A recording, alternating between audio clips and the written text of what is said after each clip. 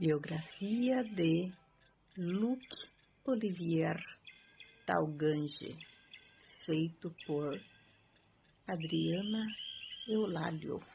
Parte 3. O portfólio do escritor e as suas obras. Fim.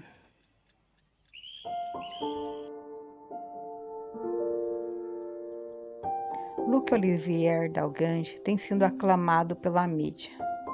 Assista agora algumas de suas participações. Amis de TV Liberté, bonjour.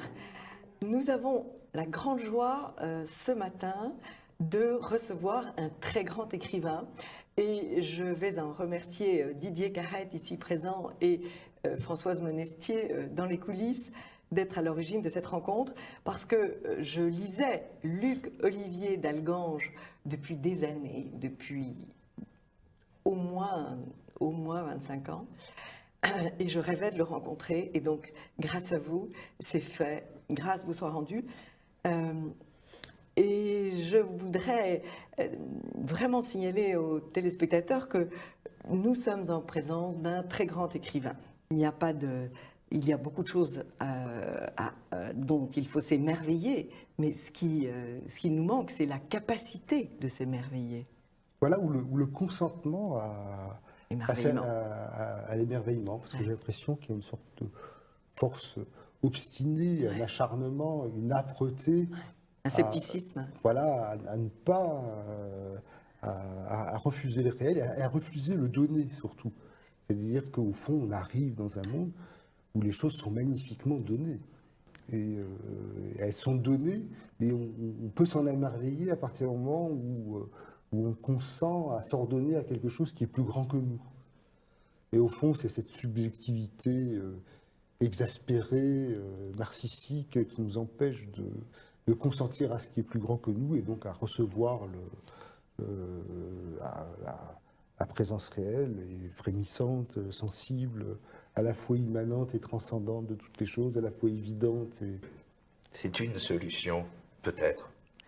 Soyons comme Cyrano, téméraire. C'est au-delà du courage que l'on répute parfois inconscient, alors qu'il n'est peut-être qu'une conscience extrême consumée dans son propre feu de lumière, fait la force de nos désinvoltures charmantes. Les temps de la témérité spirituelle sont revenus, comme les cerisiers en fleurs. Soyons téméraires d'aimer notre langue et notre patrie. Soyons téméraires d'aimer ce qui nous enchante et nous allège. Soyons téméraires d'envol et d'intelligence retrouvée avec nos maîtres d'armes et de mots. Soyons téméraires à devancer nos grandes idées qui nous suivent, comme le disait Nietzsche, sur des pattes de colombe. Soyons téméraires, car nous savons de science certaine et aiguë que nous avons tout à perdre et rien à gagner. Voici bien 2 siècles que nous avons laissé gagner nos ennemis. Par la preuve par 9 des 9 muses dont parlait Jean Cocteau, nous sommes assurés de retrouver le nombre exact de nos syllabes et de nos amis, ceux qui nous aiment dans les prosodies du temps qui passe. L'innocence du devenir nous convainc de la pérennité de l'être. Ne déméritons point de notre seule témérité d'être. Rédimons les dieux bafoués par les temps moroses, les dieux qui dorment en nous. Éveillons l'ange de la fleur du cerisier dans œcuménisme des racines, des branches, des fleurs, des parfums et des essences. Éveillons l'ange de la pierre et l'ange du regard. Éveillons témérairement l'archange de la France. Alexis Farmak, et c'est L'ombre de Venise. Oui. Est-il beaucoup question de Venise? Peu aussi, mais par contre, c'est des questions de Nietzsche qui avait pensé intituler le Gai Savoir L'ombre de Venise. Amis de TV Liberté, bonjour. Pour cette rubrique de Perles de culture qui est à cheval sur l'art en beauté et l'écriture, puisque nous recevons un poète, Luc Olivier Dalgange. Bonjour. Bonjour. Nous recevons un poète qui est aussi philosophe, qui est aussi essayiste. Vous l'avez déjà entendu et vu sur cette antenne. ce matin, nous traitons son dernier livre paru aux éditions de L'Harmattan, dans la belle collection Théoria, Pierre-Marie Sigaud. Ce livre, Le déchiffrement du monde, la gnose poétique d'Ernst Junger. Alors, nous allons dédier cette émission à deux personnes, Junger, dont nous célébrons le 20e anniversaire de la mort, en février, il y a 20 ans. Et nous allons aussi dédier cette émission à Dominique Venner, qui avait une grande admiration pour Junger et qui a écrit à la suite de Junger, non pas le traité du rebelle, mais sa biographie qu'il a appelée Le Rebelle. Alors, Luc Olivier d'Algange, vous êtes, je disais, à la fois philosophe et poète, et cela c'est merveilleux pour ceux qui n'ont pas la tête philosophique, parce que comme cela, vous êtes immédiatement accessible à nous. Vous nous parlez vous nous prenez par la main et vous écrivez à l'avant-vol. Alors, très concrètement, historiquement, d'une conversation avec Philippe Barthelet dans un ouvrage. Qui est très féru de... Voilà, qui m'a apporté cette expression qui probablement vient du XVIIe siècle, qui était encore en usage probablement au XVIIIe, et qui a disparu de même que la chose qu'elle désigne a disparu, puisque les mots disparaissent. Sur Luc Olivier d'Algange, on vous lit dans ce livre merveilleusement. Et c'est aussi un livre sur nous, sur chacun de nous, parce que le lecteur est immédiatement harponné et il rentre en lui-même et il se découvre. Je pense qu'on va peut-être essayer d'abord d'éclairer un petit peu, ne serait-ce que le titre de la causerie. Il était question du désenfantement du monde, Luc Olivier d'Algange et le réenfantement du monde. S'il y a réenfantement nécessaire, c'est peut-être que le monde donc a été désenfanté. Et j'aimerais que Luc Olivier nous parle un peu de ce que c'est que ce... Oui, chez Junger, qui est peut-être le refus de la réalité, au sens où la réalité a été fabriquée pour nous soumettre à une fonction quelconque, sociale, mais il y a un grand consentement à la réalité, qui peut... au réel, plutôt. Hein, oui, au réel. Un consentement... Ou à la réalité cosmique. Consentement au réel, le réel, évidemment, comportant une part de mystère, etc. De même que l'ordre contient... Un ordre légitime contient une part de désordre. Il y a un équilibre entre l'ordre et le désordre. De Junger poursuit par ses propres voix le récitatif de cette expérience. La réminiscence dans l'œuvre de Marcel Proust, la dilatation temporelle aux dimensions odysséennes d'une seule journée qu'opère James Joyce dans Ulysse, ou encore la récapitulation du monde, à la fois joyeuse et apocalyptique des Cantos d'Ezra Pound, ravive dans la littérature moderne ce questionnement immémorial. Comme cela, Junger n'a cessé d'éprouver la nécessité d'aller au cœur de l'être et du temps, et de trouver son propre lieu et sa propre formule pour déchiffrer le monde. Plus que d'autres, Junger s'est tourné vers le monde pour en décrypter les énigmes intérieures. D'où le titre du livre de Luc Olivier, c'est Le déchiffrement du monde, le décryptage du monde. Et ça débouche effectivement sur, on peut expliquer peut-être la notion de gnose poétique.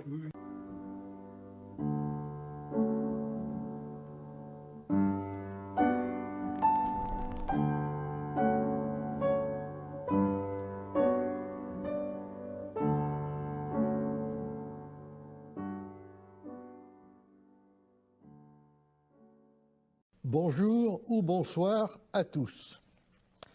Il y a une définition de la contre-révolution que vous connaissez peut-être, qui est assez connue en tout cas. C'est celle qui définit la contre-révolution non pas comme une révolution en sens contraire, mais comme le contraire de la révolution. Cette définition, assez connue encore une fois, a été rédigé par le comte Joseph de Maistre, né à Chambéry en 1753, mort à Turin en 1821, et à qui nous allons consacrer cette émission. Pour en parler, j'ai le plaisir de recevoir sur ce plateau 3 invités. Rémi Soulier, vous êtes docteur ès lettres, vous êtes essayiste, vous avez enseigné dans le passé à l'Université de Toulouse, vous avez écrit quantité d'essais, notamment sur Pierre Boutang, sur Aragon, sur Péguy, sur Maurras, sur Dominique Deroux également. Tout récemment, vous avez publié chez Pierre-Guillaume Deroux, le fils de Dominique Deroux, un très bel essai intitulé « Racination ». Et puis, comme je crois que pour un Ruéga c'est important, je dirais que vous êtes mainteneur du Félibrige et membre de l'Académie de Languedoc. C'est vrai. Alex Tisserand, vous aussi, vous avez écrit sur Pierre Boutang. Vous avez d'ailleurs publié un livre qui lui était entièrement consacré aux éditions Pardès en 2013. Je crois qu'on peut dire que vous êtes dans la mouvance maurassienne. Vous avez d'ailleurs écrit à maintes reprises sur Maurras. Vous avez édité la correspondance de Maurras et de l'abbé Penon, qui a exercé, comme on le sait, une grande influence sur lui à partir de sa jeunesse. C'est vous qui avez présenté les lettres des Jeux Olympiques de Maurras dans leur plus récente édition. Vous êtes par ailleurs l'auteur d'une savante étude sur les traités de théologie de Boès. Et vous écrivez beaucoup. Luc-Olivier d'Algange, poète, écrivain, essayiste, vous êtes essayé un peu à tous les jours, et vous aussi, vous écrivez beaucoup. D'ailleurs, vous avez également écrit sur Pierre Boutang, ce qui est une sorte de point qui vous est commun à tous les trois. Vos écrits sont, je dirais, centrés ou animés par l'idée de tradition dans ses différents prolongements. Vous avez été avec André Murcy, le fondateur de la revue Style. Vous avez écrit sur Boutang, sur Hölderlin, sur René Daumal, sur Ernst Jünger, sur les Hussards et aussi sur Joseph de Maistre. Et tout récemment, en 2017, à l'Harmattan, vous avez publié un livre intitulé « Le déchiffrement du monde, la gnose poétique d'Ernst Jünger ». Alors, comme d'habitude, je vais donner un petit résumé biographique de la vie de Joseph de Maistre pour qu'on situe mieux ce que nous allons dire ensuite sur son œuvre. Alors, Joseph de Maistre, d'abord, il n'est pas français de naissance, puisqu'il naît à Chambéry à un moment où la Savoie ne l'était pas encore, mais dépendait du royaume de Sardaigne. Chers amis de TV Liberté, bonjour. Nous avons le bonheur de recevoir Luc-Olivier d'Algange. Bonjour. Bonjour. Vous nous proposez un très beau livre, L'âme secrète de l'Europe, sous-titré Œuvres, mythologie, cités emblématiques, dans la collection Théoria chez l'Harmattan. Vous êtes déjà venu à ce micro pour nous parler du déchiffrement du monde, la gnose poétique d'Ernst Jünger. C'est un livre, chers amis téléspectateurs, c'est un livre magnifique, c'est un livre que vous lirez tout l'hiver. C'est un livre médecine, comme disent les Indiens, d'une plante médecine. C'est un livre qui est un soulagement pour nos âmes meurtries par la laideur, la vulgarité, le mensonge. Et c'est un livre qui nous rend une Europe dont on croit qu'elle a disparu et qu'elle va disparaître. Mais en fait, non, elle est toujours là, c'est votre conclusion. Et donc d'abord, merci. Merci à vous. Parce que le livre a des pouvoirs extraordinaires. C'est toute la thèse de votre livre, d'ailleurs. Alors, évoquons d'abord votre illustration, cette princesse allemande du XIIe siècle, Uta von Ballenstedt. Comment l'avez-vous rencontrée? Oui, c'est une image que j'ai eu l'occasion de voir assez souvent et qui me semble particulièrement belle parce qu'il y a à la fois quelque chose de symbolique, évidemment, elle incarne une sorte de fonction royale. En même temps, elle est d'une beauté extraordinaire, d'une beauté intemporelle. On a l'impression qu'elle nous est contemporaine. Et ce portrait qui est à la fois quelque chose d'archétypal, et en même temps quelque chose de très singulier. Chers amis de TV Liberté, bonjour. Nous avons ce matin la joie et l'honneur de recevoir un grand écrivain, Luc-Olivier d'Algange. Bonjour. Bonjour. Vous êtes venu à ce micro et vous avez enchanté notre public avec L'âme secrète de l'Europe, œuvre, mythologie, cités emblématiques, et c'était chez L'Harmattan. Et vous avez aujourd'hui coécrit avec Philippe Barthelet Terre lucide, entretien sur les météores et les signes des temps. Et c'est aussi publié à L'Harmattan dans la belle collection Théoria. Luc-Olivier d'Algange, les premières phrases de certains romans pour montrer les différences. Je me suis dit, il faut que je commence l'émission en lisant votre texte et les téléspectateurs se rendront compte de la valeur de votre plume. Nous sommes dans une conversation sur la littérature, l'art en général, la sacro-sainte démocratie, le modernisme déréglé, et bien sûr le rapport avec le sacré, puisque l'art, c'est cette passerelle entre le sacré et notre terre. Alors, nous vous écoutons, Luc-Olivier. Haïssant l'ombre et le secret, le moderne abomine pareillement l'éclat qui danse sur les ombres, qui rebondit en poussière d'or sur les zones ombreuses. Le triomphe du traduit du ne s'explique sans doute pas autrement. L'éclat de la langue française est devenu insupportable aux Français. C'est ainsi qu'ils ne lisent plus que des œuvres traduites, ou qui semblent l'être, et que les livres traduits qui avaient le bonheur de se couler dans les mots de la tribu, ils les font retraduire pour éloigner l'éclat, le joyeux et insolent éclat de la langue française qui vole sur les ombres.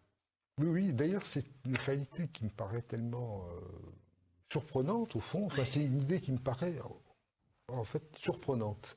C'est-à-dire que, alors que le bonheur de nos existences, c'est de pouvoir admirer, par exemple.